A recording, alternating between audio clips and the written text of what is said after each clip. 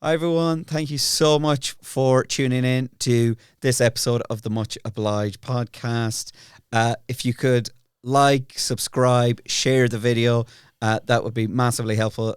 And if you could follow us on all of our social media accounts, that would be brilliant as well. We're also starting a Patreon, so the link for everything will be below. So the Patreon will have extra stuff, and if you could subscribe to that, then we don't have to. We can do more stuff because we'll have more money. And we won't have to do the shit we don't like doing to get money. So that'd be much obliged if you could do that.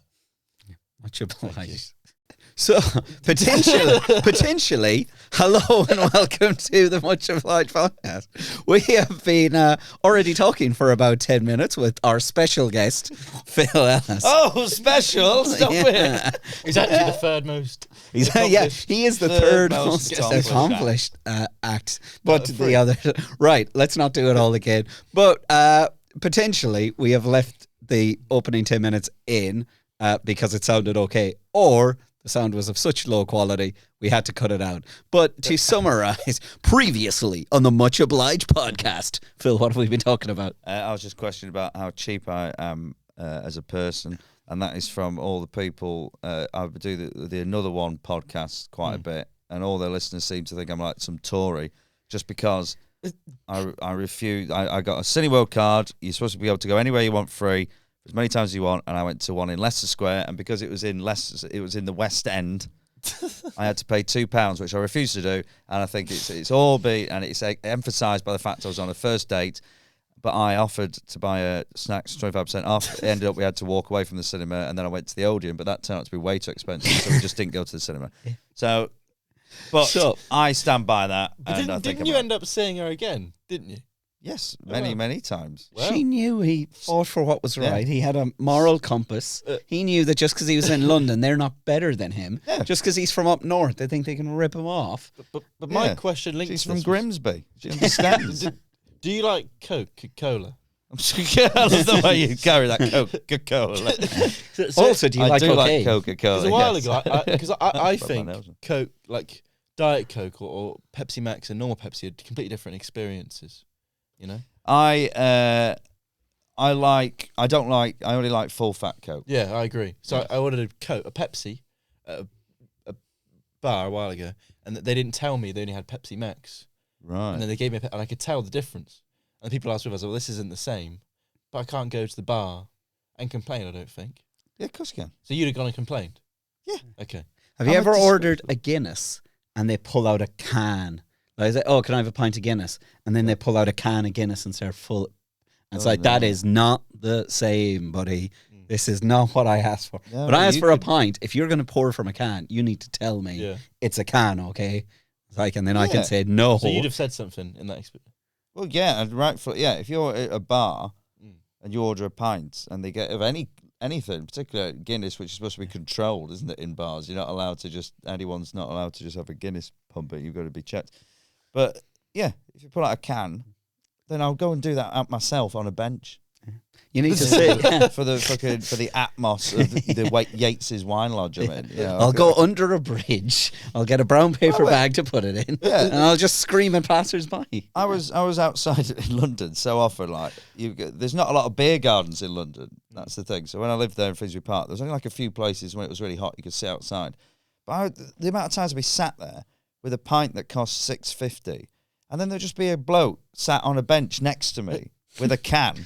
I was going, what am I doing? Why am I paying $6.50 for the exactly the same experience? I'm chatting to this bloke who sat on a bench with a can, and I bought him the can. One of them are low up, but there used to be this homeless guy I used to chat to. He used to go to a hostel next to the bar that me and my friend always used to meet at. So we sat there quite a lot, and he'd always come round and we'd chat and catch up with things. And he said, "Oh, can you get me some get me some cans from the shop?" I went, "Yeah, I'll go get you some cans." So we went to get these ciders that he wanted, and I remember I was in there. I went, "Are they any good, these ciders?" He went, "Yeah, they're good. Try one." So I remember, and I got this can of cider. I went home and I was drinking. I go, "What the fuck am I doing?" It was disgusting, obviously, and I'm fucking drinking, taking recommendations off an alcoholic homeless guy for which cider off the bottom shelf to drink by the can. It was fucking rank, but anyway. But so he said, try one, and you were buying them. Here you go. Try one. Well, he said, yeah, get one, and I did. You know, and he was a lovely bloke. But But he would sit there and we'd just chat for hours. And we'd go, why am I just sit next to him, drink a can? You're in there paying £2 extra for West End prices. Exactly. And he's there with a bloody can on It's it, disgraceful. having a great time. Everyone's gone to shit. So when did you live in London? I lived there for about 3 years. I left about 2 years ago. Just doing stand-up? Recorded the Radio 4 sitcom. That was why I was there, because my co-writer lived in Funds London. and Games? No, that was No, Funds and Games would have been before, wouldn't it? Yeah, that was years ago. Funds and Games now. Yeah. Fucking hell. Good times, though. Good times. Good times. I don't know if this is going to be rude, Phil. I hope it's not. It goes back to that. No, I shouldn't have prefaced that because I don't think it is. I think it's a great thing. But you strike me because I was living with Will Duggan when that was all kicking off, who was, a co-star of the whole thing. And even though you were like to so many comics that like had this breakout hit in Edinburgh, it was a huge thing. You were able to tour it around, and then they wanted to push you. They wanted to get you on TV. To so many comics, that would have been like this giddy, exciting thing of, they want to put me on TV. You strike me as the kind of person who would have walked into that producer's office and went, right, we're doing this on my terms. And they would have went, we're looking at doing it kind of like this. And you would have went, no, that's not how I picture it. No, I'm going to do it this way. Happened. Because you told me you've had a few things and you said no to it. Well, I realised later you do anything and you don't say no to things. Because producers generally you've got to. I also realised that I'd never experienced the TV world, so I didn't know I didn't understand how it worked. So I was going in meetings telling people that their ideas were bad, thinking that was fine, because I thought, well, I'm the comedian. Surely if I go, well, that's... I genuinely thought some people were joking when they gave me some ideas. So we want you for this show. And they tell me the idea, and I'd sort of go, okay, that's a joke. And then they'd all go, what do you think? And I thought, well, no, it's terrible. And I'd say, well, that's terrible, isn't it? I'm not doing it. And then, of course, that's you've burnt a bridge there. So I went, okay, I've learned my lesson there.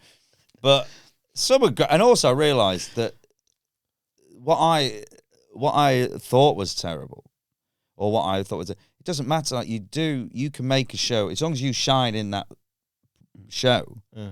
That's what happened. That's what you do. It's like you look at Jimmy Carr's early stuff, and like he would say, he did some bad shows, but he was always great in the shows, and that's what you do. You go in and you shine.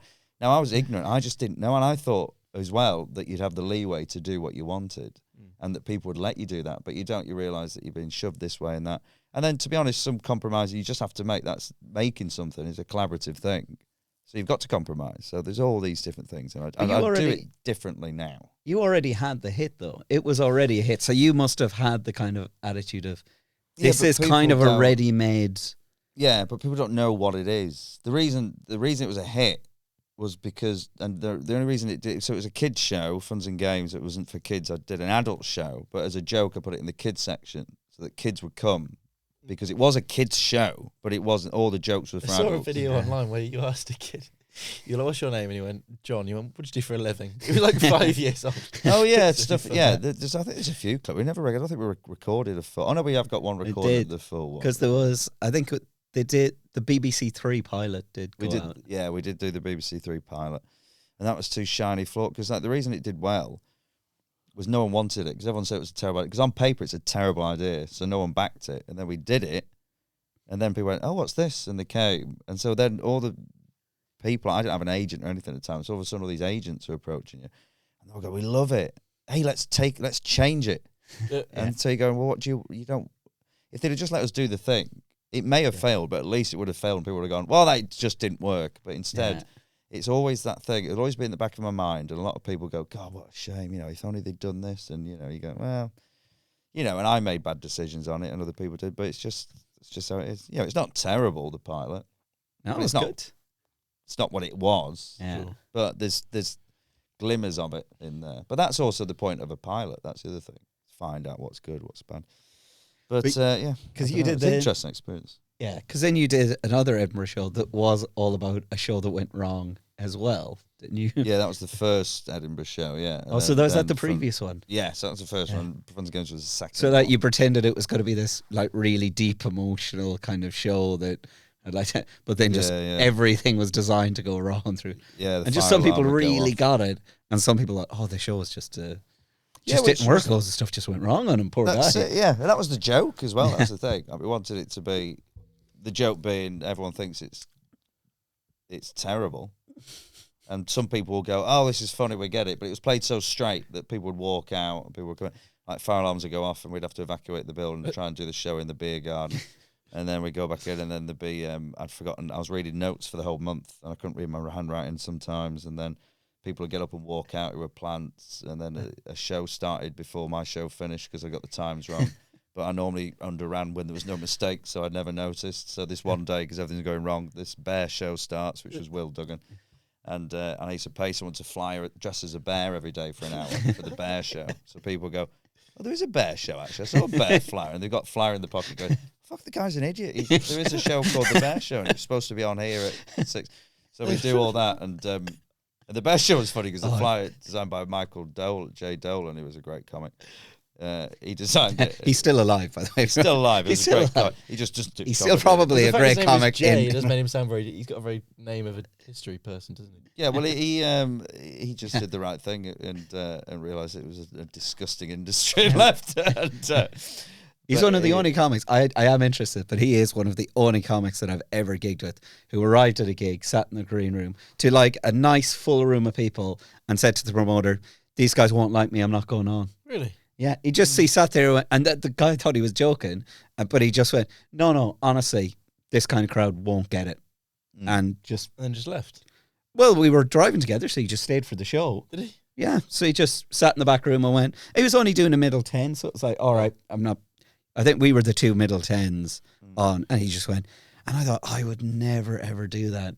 I would never do that. I could absolutely show up and just have, oh, fuck, this is a clan rally shit, and still be like, fuck, just got to get that 10 minutes out the way then and just plow it like that? It's... No, I've tanked to rooms that hated me, and I've known they were going to hate me. Oh yeah, but you go on to tank. It's just like, this is going to be shit, but you still go on and you take your tank. Yeah, and I've ruined gigs that were perfectly nice. I'm very well aware of that.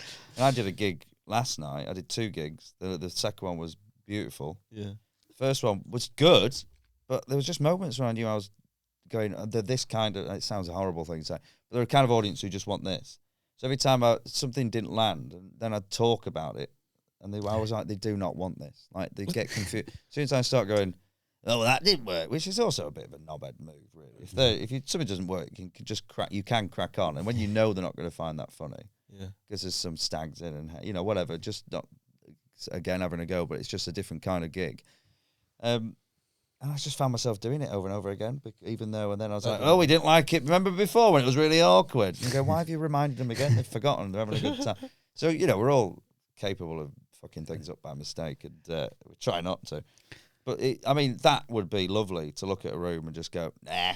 Yeah. But I would do that at and some gigs you look at. I do that every gig. Never go. Yeah, I got paid for not doing a gig next week. Yeah. That's the ideal situation. So we're like, we're really sorry, we've got to cancel it. I hate this job. I hate gigging. So this is even when you're touring. Do you though? Yeah, I don't enjoy this job. Like, would you if you had to get a normal job? I miss working in a factory. I genuinely miss. I do. I used to go in, have my headphones on, and I would make boxes for 12 hours. Yeah. That's perfect. And you thought, this is great. It was perfect. Because then I had dreams of being a comedian. Right. But now I'm faced with the harsh reality of it, there's nothing to aspire to. I'm where I always wanted to do well in Edinburgh. I've done well in Edinburgh. I've always wanted my own sitcom thing. I've had that. And I'm still miserable. So what? There's nothing else. Keep it light. What do I dream for? Well, what do you? No. But that's the reality of it. You're never happy wherever you are. So I'd rather be in a really miserable place going, God, if I could do that, that'd make me happy. Yeah. Thinking it could. But now I realise it doesn't. Mm. Where is there to go? Other than I just changed my lifestyle completely. That's why I think Alaska. What? Just could move to Alaska. Yeah. middle of nowhere. I reckon Do you like Alaska. the cold? Do you just really like No, the but cold? what I don't like I'm in a job I hate. I might as well go to a climate I hate. I think I would suffer. I think I'll go to Alaska. No, my dream is actually the desert, an American sort of does that not make you happy? highway. I think. Well, I doubt I'd really enjoy living in the desert, if I'm honest. But in my head, I'd get like a petrol station, a gas station in America. For our American And friends. I'll just be there, and I'll be like the quirky English guy. I'll go to the bar on the Friday, and then I'll dance with the sad woman by the jukebox, who's in her 50s and has been dancing there for 30 years. And it was cute when she was in her 20s, but now it's sad. And I'm the wrinkly, burnt English guy who's bald now. And they're like, "Here's English Pip," and I come in and go, "Hey guys," and he's English Pip is drinking again. And I come home and just dance for a bit. Like, it puts some Oasis on. No one knows what Oasis is, and I put that on because I bring my own CDs, and he doesn't play CDs, so I just put my own CD player, which I brought with me. And then I go to the gas station, and then like on day 5, when I'm like, God, I really think I could fit in here, I get shot. You really thought about that? Yeah. I've thought about it all. Remember, this is your dream. That's my dream. This is what would make you happy? This really miserable living in scenario. the desert. But the thing is, I think you're one of my favourite circuit comics, actually. I'm also one of your favourite guests, and you've had 3. You are, yeah. No. Yeah, but How many comics He's only you've seen 2 comedians. You emceed my first Frog and Bucket show, Beat the Frog show, and it was the first time I seen like a proper, decent MC. Well, that's amazing. Also, you were And you 1 did the for joke 1 about- for a you did while. the joke Yeah. about your, yeah. This guy's the best Oh no, of the one people. let's not go. I'm very good at this job. You did the bit about I the just dead. don't like it. Because that's it. You keep achieving despite yourself. You're like, I hate this. I'm sad. I literally did a show that was just based on fucking up the show throughout, and everybody loved it. I'm also The poorer bastards. than anyone I know. Really? I'm poorer than all of my school friends. I keep saying they've got a new kitchen. They've got kids. You only need one. I don't even have How many a kitchen. I fucking- don't own a kitchen. Do you They've not? just owned a new one. They've got- I rent a kitchen. That's when you start breaking your life down, that you borrow someone's kitchen for money. It's the saddest thing. I rent a toilet. Yeah, but not separately from the rest of your flat. You make it sound like it's fucking downtown. Like, and you have to go and open up this huge garage door, and there's just a toilet not plumbed in. It's just in the middle of the room. You're not even going there to urinate or to poo. You're just going to look at your toilet of sadness. Like where Blockbuster, you take the toilet out instead of rewinding the video. Have you flushed? Don't forget to flush, please. Be kind. Flush. No, I mean, it's all I say this. I'm of course being a bit silly. I don't hate the job. It's just it would be. I think we can all agree. Any competitive industry of this nature, with so many fucking snakes, it would be a lot easier just to sit in a factory and make boxes for 12 hours. Sure. And to dream. Dreaming's the best thing. Don't ever stop dreaming. Stop achieving. Yeah. Because when you achieve, Somewhere there's somebody watching. Rank. There's somebody watching this in the middle of a desert in America. Yeah. They're dancing with an Let's old lady. swap. And they're thinking, Let's swap. I could be a comedian in England. Yeah, yeah. They're like, it's not all it's cracked up to be. I'll swap you. You can do Port Maddock on Wednesday. The thing is, with it takes so long, and it's so like to get to where you are. It's just a lot of hard work. Really, to be unhappy. to become a full-time actor. It's really easy, mate. I'm saying, make 3 bad choices in your life, and you're there. Even one can do it. I just did 3 minor ones. You're fucking saving up to move to America to be unhappy somewhere else. Oh yeah, you're right. It's kind of a mad because I would love to be where you are. Yes, but you always think this. I used to think this. I remember I would gig with people when you started, and I was like, God, I'm with this guy, and he's got this, that, and the other. And then you sit with them in the green room, and they're the most miserable fucks. And you're like, why are you miserable? You've got everything. You're in my favourite sitcom. You're this, that, and the other. And then you sort of get further on, you go, oh, of course, yeah, because they're sat with me. And then you're in that position, and someone's going, hey, look, and you're going, it's not this. I don't want to ruin this person, break this person's heart, but it's really not what it is. Well, I was with Jamali Maddox, and he gave me that vibe. Jamali. Yeah, well, Jamali's just dead. I love Jamali. Well, he's great, but I worked out what he made from because I did his support on the show, and I worked out what he made from that show, which was, and I said, that's quite good, isn't it? And he goes, another day at the office. I was like, well, another day at the office. But you see, Jamali, what I like about Jamali is that he cuts through there's some people in really good positions in this business who are just who they're just very natural. They're just genuine people, and Jamal is a genuine guy. The difference is Jamali is just a very genuine bloke who's funny, and that's it. So he's not doing the whole God, yeah, this is great, this is da da da. But he's just getting on with it and being funny and doing well, and he's just a good, funny guy, and that's it. That's so. I think he's like you say, he didn't seem bothered. It's not that. He's not going to bullshit you and start going, yeah, it's the best thing ever. Oh my God, it's he's just going to go, yeah, it's all right. So over the pandemic, when I'd seen people do tour shows, I thought, they probably get like a limo to pick him up at the back.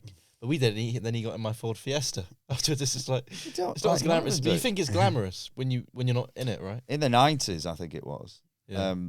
Like you chat, I was chatting to. You get to chat to people like Mark Lamar and things who were massive in the 90s and stuff, and you hear about like and the comedy just paid so much then. If you talk to an act now who's a headliner on the circuit and they did jonglers, I don't know. I missed all this period. I've been going for 15 years, which means I've missed really should have maybe 25 years ago, the money was ridiculous.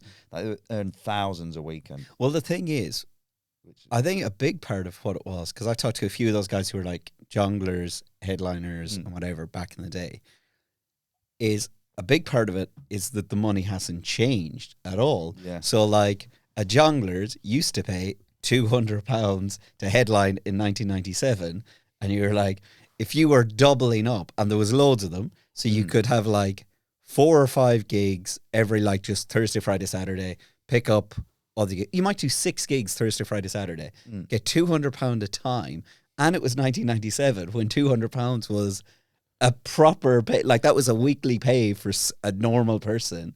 So you take it to the fact that the comedy club payments have not matched inflation at all. They've stayed at like 150, 200. It's ridiculous. And it's the same argument every time. They go, yeah, but some weeks it's quieter. You go, well, that is you run the business. And they always do it like it's your fault that they're not doing it. Go, well, look, I'm still paying. I'd pay you the same if there was 8 people in. I've never been here when there's 8 people in. The money went down. Have you noticed that? It went down in some clubs. And then they went, yeah, well, it's because of COVID. You go, you got the same numbers you had pre-COVID. What the fuck's it? I think that is part of it. Over COVID, because you're talking some about people do pay really well. That's the difference. There's some great promoters out there, and they pay well, and there's loads of great clubs. Like some clubs have pushed the money up. The Frog and Bucket have increased the fees. Sure. And this is really insider trading going on. No, but they have. That's just it. But like you say, it's the thing of the cost of living has gone up. The cost of in every aspect has the cost of the fees gone up. I don't know how to fucking solve it. The only thing I can think of, try and get off the circuit. Which is the thing, when you start, you want to be really good on the circuit. And then you get to a point where you go, I need to get off the circuit. Yeah. And I was that fucking close and I fucked it. You were? I was close. Really? I think, well, I don't know. But then you think, I'll always keep my hand in. It'd be nice to come back and do bits. Over the pandemic, though, you're talking about like hating comedy. Over that pandemic, were you like slightly itching to get back, or were you like, this is great, this is fucking great, I genuinely loved it. I get to just stay inside, this is the dream. You were doing your YouTube videos? I did that as a reaction to everyone feeling the need to do stuff for people. I was like, who gives a fuck about? And they're going, guys, I'm doing this for you, doing content. No, you're not. You fucking needy prick. Who gives a fuck what you're doing? Oh, there, fucking, I've taken up the recorder. Here's a comedy song. You buy me a coffee? Fuck off. Fuck off. Can't buy ourselves a coffee. We'll fucking watch you sit in your living room with your sad girlfriend. No one does it. Shot. No one does it. My goal from this podcast is that it gets enough of an audience that I can. I don't care. No one cares about other people, do they? No one cares about. I feel like you really dipped into that. Started off as something that could have been quite huge. No one does. That's my goals for this guy. No one does it for the. Like, it's nice to make other people happy, but you do it so they buy tickets for yourself. It's a selfish jump. But I mean, also, like, I would hate to go. I'd look at a room full of people at a comedy gig. I'd hate for them to have a bad time. Sure. Because they've all paid good money to be there. And it makes me really sad when I look at a lineup sometimes. I go, this is fucking not worth 15 quid. Like, this is not fair. And they're all sat there going, this is our big night. And you go, this is not fair. you've wasted your night. I know this is going to be shit. I'm so sorry. So you try your best, and you're still like, I'm not what you want. I know that it's not what you want in this situation. But then they have a great time, like Wigan last night. Wigan on Friday. It's really, that's what I was going to say. It's the thing of going to the mistake you can make. You walk into a gig and you can look and go, this is going to be awful. And it's one of the best gigs. Sometimes you've it's ever always had. good, isn't it? When you Like I did this gig in Wigan on Friday, as I said, and I didn't know if it was going well. I couldn't tell. It was noisy. There were people chatting it. Everyone's shouting out. Everyone loved it. Like, and we were all there going, this is fucking, what is this gig? But everyone loved it. Everyone came up afterwards saying how much because that was just a different vibe of the club. And they're all like, this is what we do in Wigan. You go, I don't know if you're having fun. Is this fun? You know, because then you do one, it's in an arts centre, and they're all just sat there going, yes, I'm appreciating this. And I go, I'd rather be in Wigan with people going, ah. It's like, but yeah, you just can't tell. Well, that sometimes is the way it is, because you walk into and like, oh, maybe there's not loads of people in, and think, oh, this room doesn't look right, and then it's great. And then you do get excited when you play like a theatre space, like, holy shit, this is great. And it's just loads of very dry people going, no, I prefer this is funny. Rougher ones. A little bit of raucousness is good. I think so, because it's also such a different. When I did a few years of doing quite well and with the people who make things, people in London, basically, you start getting put on bills. The people with bridges that you kept hacking down. I burned a couple of bridges, but I didn't intend to. I just didn't realise how to. I didn't realise you couldn't be honest, and so I didn't realise you had to really just anyway, whatever. An interesting business, but and also if your face doesn't quite fit, that's an interesting thing. So I was getting put in all these gigs with people who were the London. Basically, everyone went to Oxford or Cambridge, and I was just like, going, I don't know what this gig is. It wasn't a gig; just people getting up and basically reading. I didn't think it was comedy. It was just people going, "Yes." Are you sure you weren't accidentally on Loose Women without realising? I wish I was. I don't fit in here. There's all these. I don't know. Also, it's imposter syndrome, isn't it? That a lot of people. Yeah. I think I had a bit of that, which ironically, I think I was the only funny person there. But no, but it's just you were imposter by being funny. Yeah. I don't belong here. I'm good at this. Yeah. But yeah. So it's an interesting, and they're the gigs that you just sit there going, you're not getting any pleasure out of this. I'm not enjoying it. I don't even know if you are, but then they'll come up and say, oh, they love these things you do. You go, oh, I'm just trying to be funny, kind of thing. I don't know. It's a weird. I feel like I'm being very negative. I keep coming onto podcasts, promising not to be really negative. You are doing a lot of podcasts at the moment. I'm doing quite a lot. Do you enjoy going on them? I like talking. Look, it's hard to be positive when you got charged an extra £2 to see a film in the West End. Exactly. Unbelievable. So, it's hard to be positive. That was a in real this world. slip, was it? Exactly, yeah. And it's very hard to be positive on a Sunday. I'm doing a lot of podcasts. I find it interesting. Like, you could do something on telly, or you could have like the Radio 4 sitcom, and an episode goes out where millions of people listen, and you do not get anyone messaging on anything. You don't get follow on Twitter. You don't get anyone going, oh, I enjoyed that. You could do a podcast, and the audience are very engaging, which is just, I find really nice. So then they go, oh, I really enjoyed that, and they'll like seeing this person on this.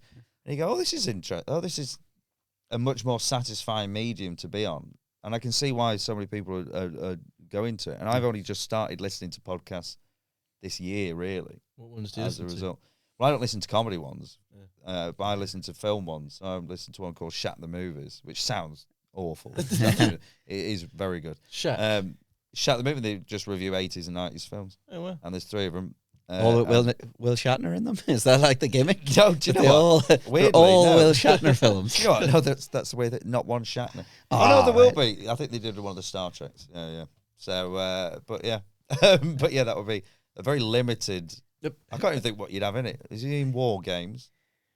Shatner. No, he's not in War Games. No, he was in the Airplane films. Was he? Was he? Maybe he wasn't. William Shatner. No, maybe he wasn't. No, I'm thinking of somebody else. I don't even know who this is. William Shatner. It's Captain Kirk. Oh, is it? Captain Kirk, mate. I bet if you looked at his IMDb, he's been in a million things. Oh yeah, Like I bet it's a huge list of B movies. yeah. We could Google it. Well, you know, he went to space. He did go to Recently, space. yeah. The oldest man in space. Just found it really funny, isn't it? They go, "Oh, let's just send him to space because he's Captain Kirk." I'm like, Yeah. does he want to go? It's just for a laugh. No, He's an old, old fragile man. No, send him up to space. Yeah, but you know, But, that'd be the dream for you. Just in space, dancing with an old lady. love that, yeah. Space, but without a fucking helmet. I think you should start one though, Phil. Like I said, everything you should. I if I was to start a podcast, I'd do it from a bunker with a tin hat on and like proper like this week on Phil's Truth. I'd go full like all the comedians in lockdown who went fucking crazy. Yeah. He were anti-vaccine, anti-everything. What I love about those people is the energy they put into this anger and how we're all idiots for believing in a pandemic. So I'm like, even if they're right, we've all moved on now. We're all just going back to Weatherspoons and things, you know, unless you're boycotting it, in which case you fucking got more money than we have. But except I'm going, can't believe I don't use Weatherspoons. I fucking do, right? Get gammon for $5.99 and a pint. I couldn't give a fuck. Okay, I've just come back from my first holiday in 15 years, thanks to the money I saved in Weatherspoon. Fucking went out there. I felt like, honestly, me, a red face. I just felt like I should be running a fucking pub out there. You know? It's just like, British flags. And Where's the Weatherspoons? Where's the Weatherspoons in this Mallorca? is it funny how whenever you try and be patriotic, it's Cockney? Yeah. For British, it's just like, because you know Northerners don't really give a fuck about Britain. But I can't remember what my point was. Oh yeah, but so all the conspiracy theorist people who are just really angry. I've noticed I didn't get rid of them on Twitter because I love it's the most fun you can have, and they're still angry and going on about it. Yeah. Whereas we've all moved on, but they're still going, "You're all fucking sheep." I'm going, but we're all getting on with it now, mate. You put your energy into being funny. Well, that's the job, isn't it? But says me. I can just get here and talk about how sad I am. See, I'm like you because I didn't delete any. Like I never delete anyone from any platform. I never block it, but I kind of love a bit of that. Like I kind of, I just I love people who just post really angry memes about how I'm bullshit. And you're right, they are still there going, this fucking thing. Yeah. Well, you know. And that's great. And also, the problem is, like, the thing that gets me most angry, and it's always the same people you expect on Twitter, that they go, listen, guys, and if you don't agree with me, please just unfriend me now. And you go, well, then what do you want? You want everyone to have the same opinion as you, you boring cunt. Is that your fucking life? It's to say, and this is why everyone went, what do you mean everyone? What do you mean more than 50% voted leave? All the cunts on my timeline voted with me. Yes, because you delete anyone who disagrees with it. If you try and engage with the opposition, that's what a debate is. That's what debate teams are all about. We're brought up on debate, and you like can't democracy. debate with the sheep. But that's it. Otherwise, you don't know why these people are voting this way. You can't just call them all idiots all the time. They've got reasons. There's a reason they're voting this way. There's a reason people feel this way. So you might as well listen to what they've got. And they might be wrong, and some are fucking insane. But yeah, because of the nature of most of my Facebook, like you would have definitely thought Corbyn was going to walk the... Yeah, I did. And a lot of people definitely were like, I did not see this coming. And I was like, really? You clearly don't look outside of your timeline. Yeah. Like, because it was really clear outside of your timeline that this was going to be bad. Yeah, if I'd have gone off my feeds, I'd have been like, the world's going to be great. This is all, this, that, and the other. God, I hope Putin's reading Twitter. I hope Putin's following my favourites on Twitter because he might change his mind. That's not how the world works. There's more people who disagree with you than agree with you, I find, generally.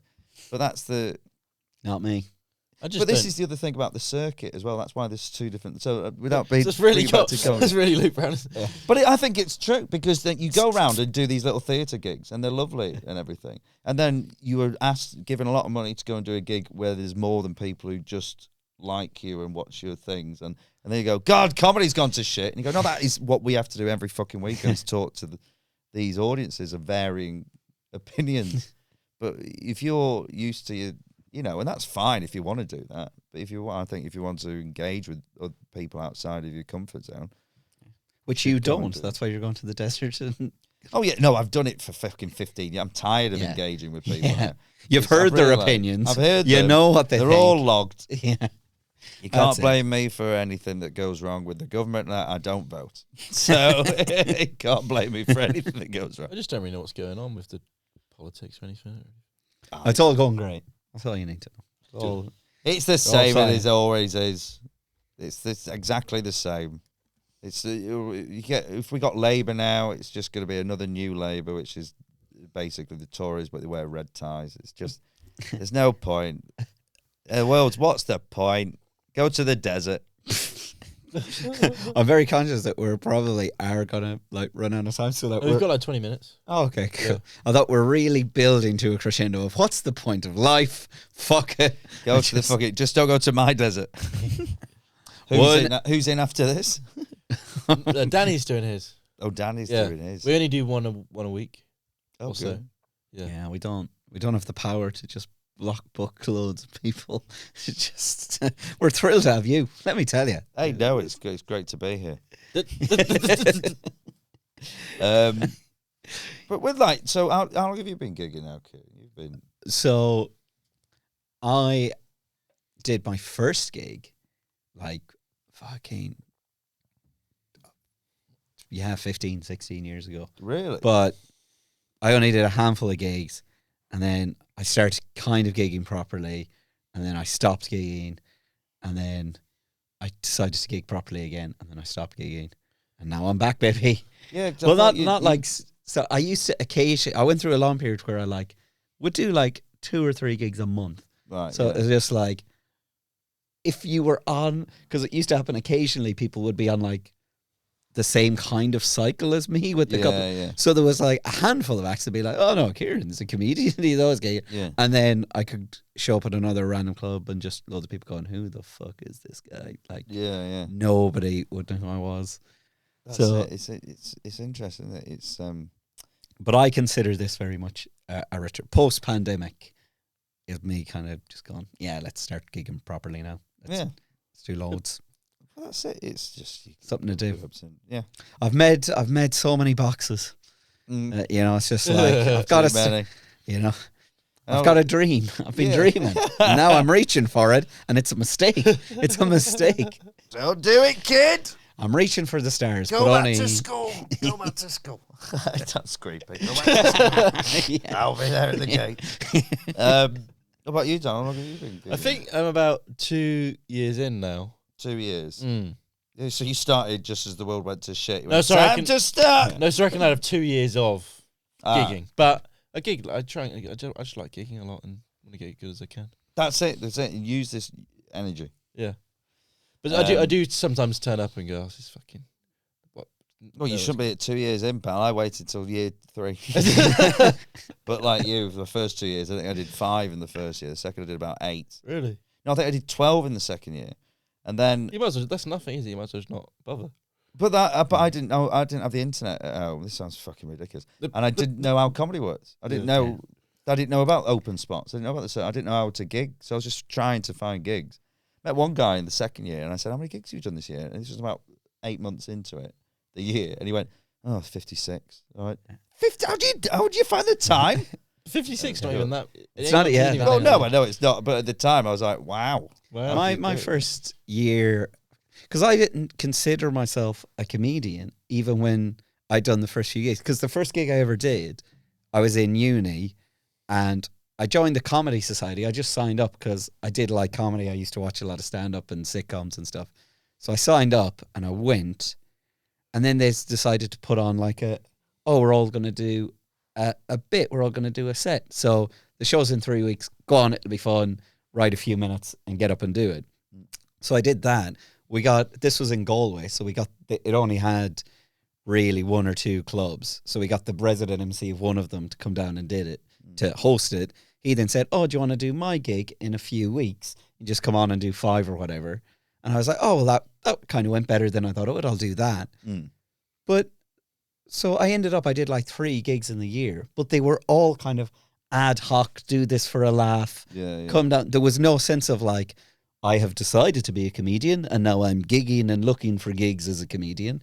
It was just, I've done this thing for a joke and now I've done it 3 times as a joke. Yeah, yeah. And eventually, I moved to Dublin and kind of started actively trying to be a comedian. And then I moved to Manchester, and it all just fell apart. Yeah. All just fell apart. It's just shit you get in with the Manchester scene. Manchester's great though. I like it a lot. Manchester is great. I like London. I Yeah. like living in London. I like the London people, a lot of my mates on the circuit. Have you ever played the London store? Oh, yeah. I mean, I used to play the Manchester store, but I never played the London. Oh, no, yeah. No, the last time we did the London store, we did Funs and Games on Radio 2. They were doing the new comedy award. I think it was when Lost Voice Guy won. And they were doing the votes, and we overran. But it was live on BBC 2. I didn't realise. I didn't know what the lights meant. So we were going on. They were trying to get us off, and I was running around with someone's inhaler in a bag. And they didn't know what the hell. They don't know why they booked us, but it's because we were big that year. So they went, let's get Funs and Games on stage for when they're counting the votes. So they had this new act competition, and then all the hot young new comics and all this. And then 4 blokes in the middle age came on, dressed as kids present, dressed as a dog and elf, and me in hot pants going, come on, kids! There's no kids in the audience. I don't know what the fuck. They kept booking us for gigs going, wait, it doesn't work, there's no kids. Because it makes no sense at all. But they kept doing it. I was like, I don't fucking know.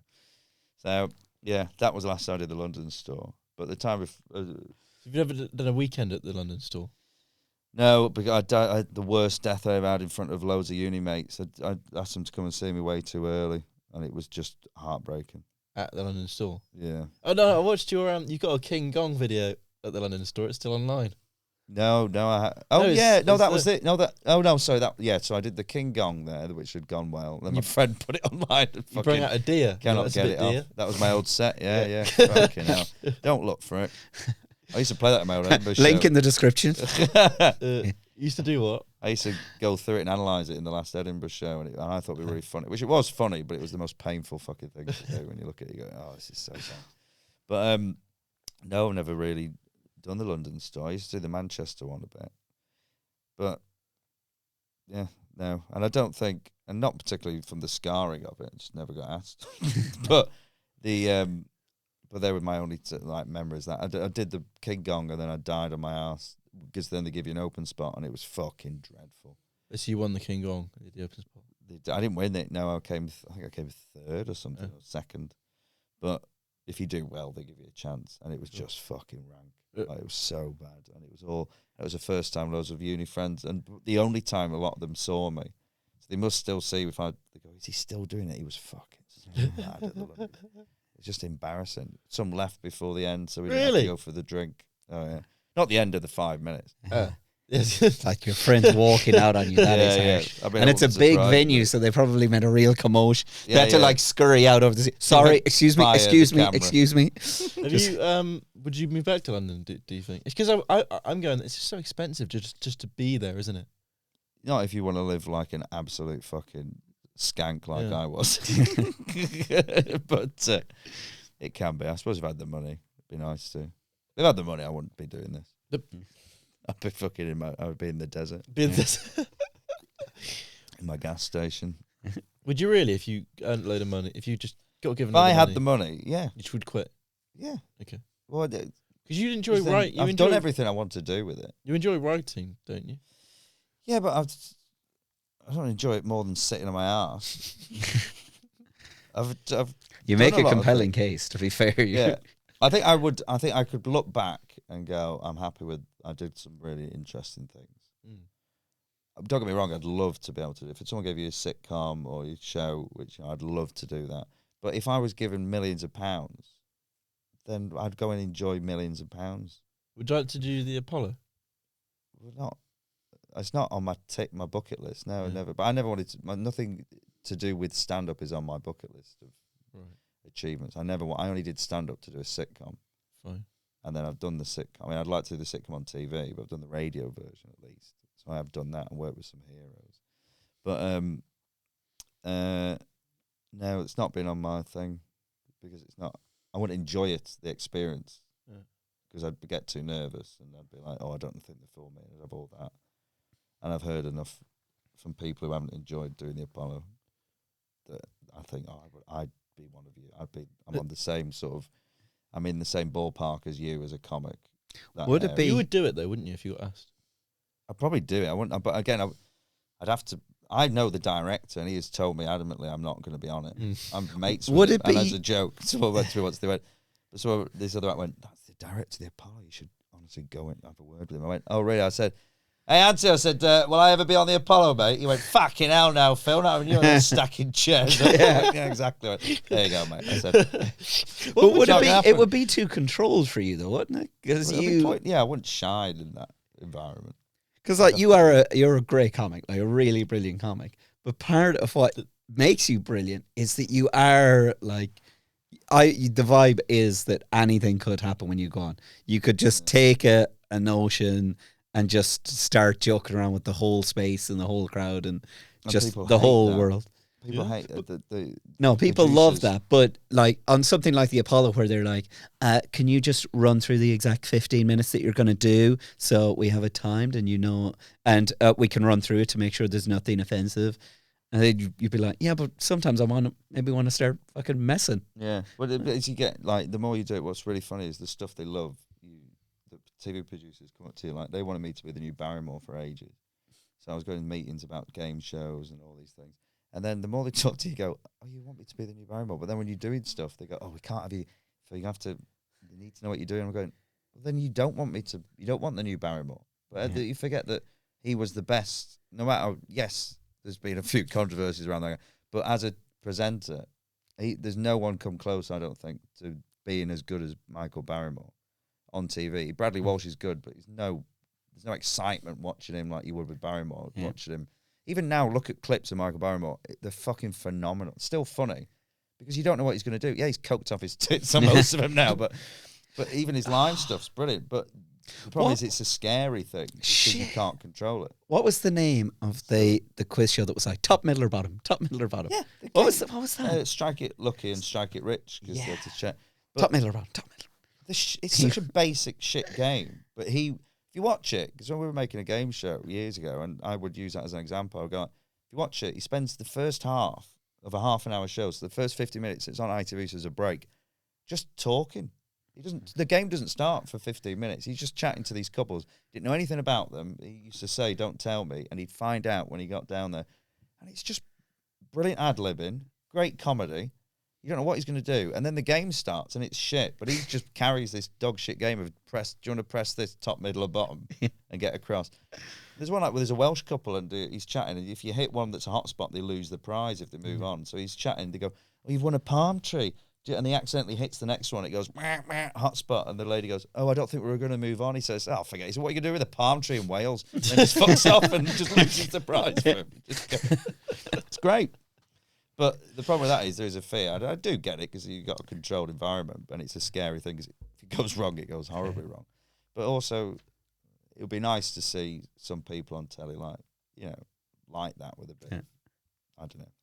And do you think, because if it is pitched right, people would love it, like, because people did love Barrymore, and people do love those shows with a vibe of kind of, this isn't mapped out to the absolute letter. Yeah, this is a little bit chaotic, but just controlled chaos. Yeah, or just someone with a bit of a, I think like I love Alan Carr. I think he's a great presenter and stuff. I'd love to see him do more things, but give him a bit more free rein just to be funny. What are you doing at Edinburgh this year? A stand-up show? I'm just doing a stand-up show. It's just stand-up for an hour with no gimmicks or anything. Really? It's just an hour of actual material. Are you looking forward to doing that? Not at all. This is a ruse. This is a ruse, by the way. There's going to be a bear who's going to show up out of nowhere. A lion is going to randomly attack you and tear your face off, and you're going to pretend it wasn't. Yeah, I'm not allowed. We were talking about touring. I can't tour because there's about 18 people on my shows. But this show is just me and a microphone. Hedgehog. It's on at Just the Tonic, just up the road for all of August, except for the 15th. And I think it's on at 6:40. I like the way you said just up the road. You don't know where these people are. You've got just up the road. It's called Just Up the Road. We've got 4 subscribers, hopefully. Oh my God, I'm not even one of them. God, you've only got one more subscriber than you've got guests. That'll be the continuous race that we have. Christ. I mean, I have about fucking 3, because I have about 3 Gmails. Yeah. I could just subscribe 3 Yeah, times. you should do Haven't that. even done that. You should, yeah. Haven't even done that. Get the ball rolling. I'll retweet it to my 4 people. Oh my God. We might have No. 8. No, Right. It we just won't. takes We'll time. get one It's more. too many. So, but how come you're doing? Did your agent say? Is that a decision you made with them, or? I think so. And also, it's the thing of like, again, people don't look at me. They think I'm like an actor who does comedy, where they go, no, I'm a stand-up. That's what I've been doing. I just do shows in Edinburgh. I always thought, do a show, do something showy and big, and use it as an opportunity to do interesting things. No. You'll get good reviews, and you'll get the whole, I'll walk around Edinburgh and I'll be like, oh, I've heard about your show. But then you get very little after that, because they just want, you're not going to get on ITV2 by if they don't see a 10 minutes of stand-up that they go, I can do that and put that there, kind of thing, you know, which again I get, because they just look and go, well, that was great, but Phil was running around in hot pants for an hour and loads of people kept coming in and out and I didn't know what the fuck was going on, and I don't know, did he actually tell a joke? So I get that.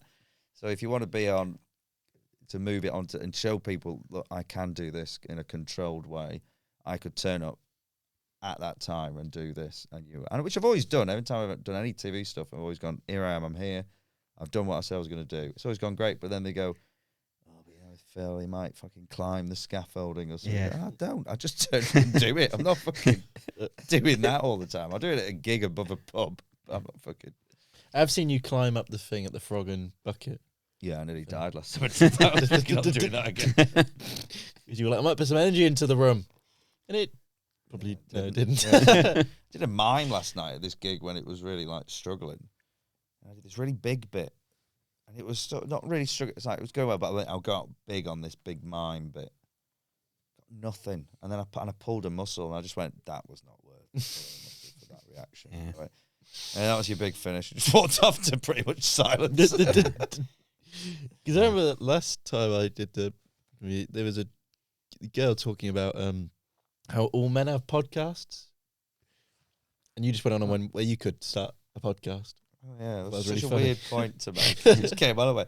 I'm a man. What we need is more white males doing podcasts. And then walked off, and I went, yeah, but you don't have to be commissioned to make a podcast. Anyone can make a podcast. If you want to make a podcast, it just turns out that a lot of white men have decided to make podcasts. But you don't have to. One, you don't have to listen. Two, you don't have to.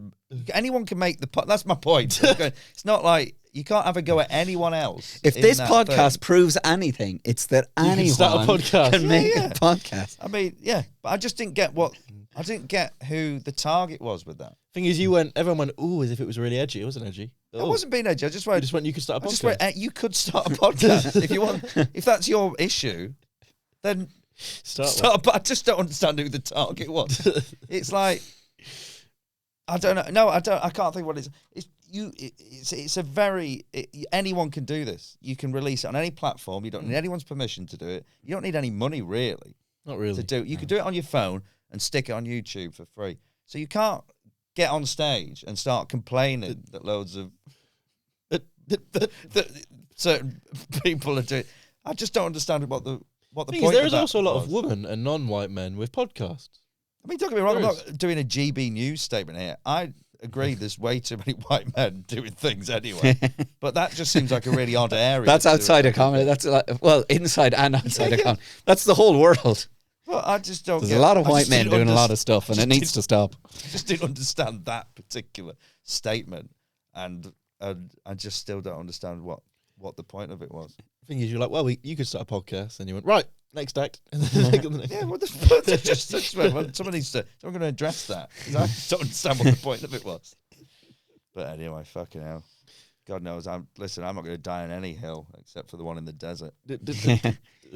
Or climbing the scaffolding in the Frog and Bucket, Yeah, probably. yeah, probably. Yeah. Avoid writing. That's inevitably how you're going to go. Oh, definitely.